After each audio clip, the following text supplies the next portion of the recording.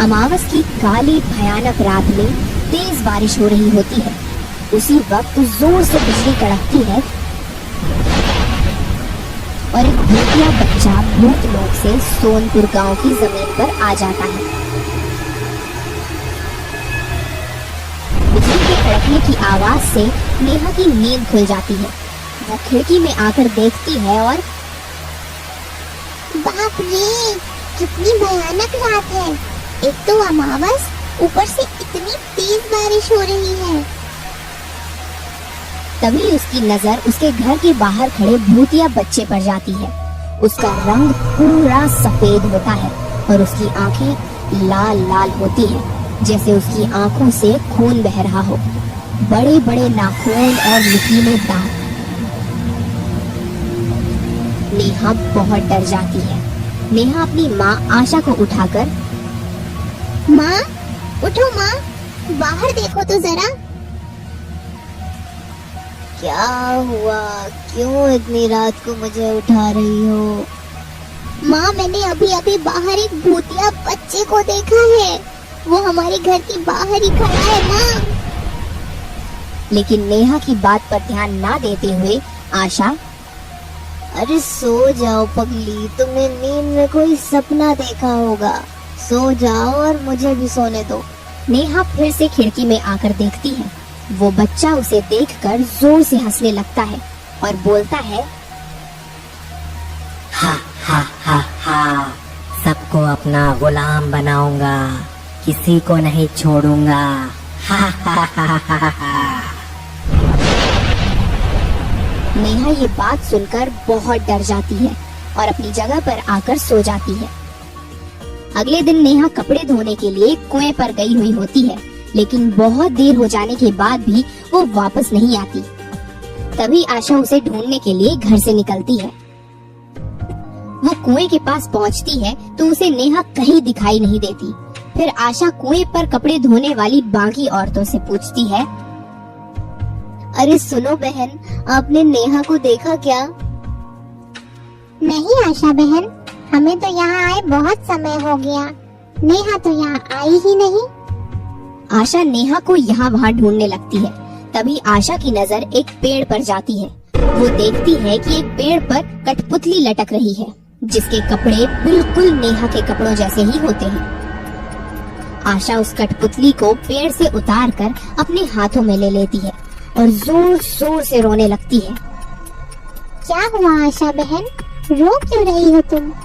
और ये हाथों में कठपुतली क्यों पकड़ रखी है तुमने? अरे ये देखो, इस कठपुतली के कपड़े बिल्कुल मेरे नेहा के कपड़ों जैसे हैं। कल रात नेहा ने मुझे बताया था कि उसने एक भूतिया बच्चे को हमारे गांव में देखा था, लेकिन मैं ही मूर्ख थी जो उसकी बातें नहीं मानी और उसे सोने के लिए बोल दिया। मुझे लगता है कि जरूर उस भूत ने ही मेरी नेहा को कुछ किया होगा। नेहा, अब मैं क्या करूं? फिर आशा हाथ में वो कठपुतली लेकर रोते घर वापस आती है। वो घर पहुंचती ही है कि उसके पीछे से आवाज आती है, ए पागल औरत, मेरी कठपुतली चुरा कर कहाँ जा रही हो? सब पीछे मुड़कर देखते हैं तो क्या, उनके सामने एक डरावना भूतिया बच्चा खड़ा होता है, जिसका रंग पूरा सफेद और उसकी आंखें लाल लाल होती हैं, जैसे आंखों से खून बह रहा हो।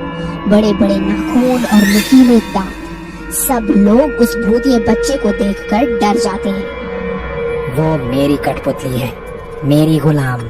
तुमने इसे हाथ कैसे लगाया? दे दो मेरी गुलाम कठपुतली मुझे वापस। कल अमावस थी और अब अगली अमावस तक मैं सबको कठपुतली बनाकर अपने भूत लोक लेकर जाऊंगा और अपना गुलाम बनाऊंगा और मैं बन जाऊंगा भूतों का राजा। हा हा हा हा। फिर वो भूतिया बच्चा आशा से वो कठपुतली छीन लेता है और अपनी लाल आंखों से आशा पर भी जादू कर देता है, जिससे आशा भी कठपुतली बन जाती है। फिर वो भूतिया बच्चा आशा और नेहा दोनों की कठपुतलियां लेकर वहाँ से निकल जाता है। उस दिन से वो ऐसे ही सोनपुर गांव के लोगों को कठपुतली बनाने लगता है। गांव के लोगों में उस भूतिया बच्चे की दहशत बन जाती है। धीरे धीरे गांव के कई लोग उस भूतिया बच्चे के हाथों की कठपुतलियां बन जाते हैं। वो भूतिया बच्चा सब कठपुतलियों को कुएं के पास वाले पेड़ पर लटकाकर वहां से चला जाता है। तभी वहां से एक इच्छाधारी नागिन गुजर रही होती है।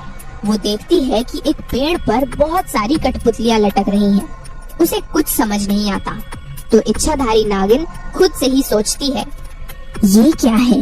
इस पेड़ पर इतनी सारी कठपुतलियां यहाँ पर कैसे आई होंगी? पता नहीं किसने लटकाई होंगी। फिर वो आगे चली जाती है। उस गांव में रहने वाली शिखा नाम की लड़की तीर्थ यात्रा पर गई हुई होती है। वो शिव जी की बहुत बड़ी भक्त होती है। शिखा गांव में वापस आकर देखती है कि